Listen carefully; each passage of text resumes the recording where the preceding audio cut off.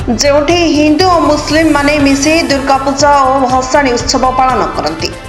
जोठी हिंदू और मुस्लिम माने मिसी दुर्गा पूजा और भसाणी उत्सव पालन करती एपरी नियारा परंपरा उत्सव पालन कटक जिला नियाली रे देखा मिली। यह उत्सव क्यों आवाहन कालू प्रचलित हो आसुछि।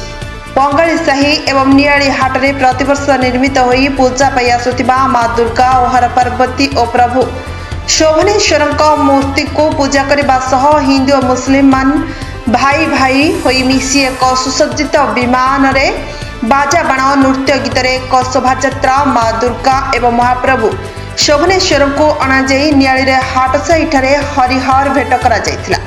ए नियारा परंपरा अनुष्ठित उत्सव को देखा विभिन्न अंचल हजार हजार संख्यार हिंदू मुसलमान भाई भौणी माने एकाठी होई ए हरिहर भेटर अपूर्व दृश्य देखा पाइथिले।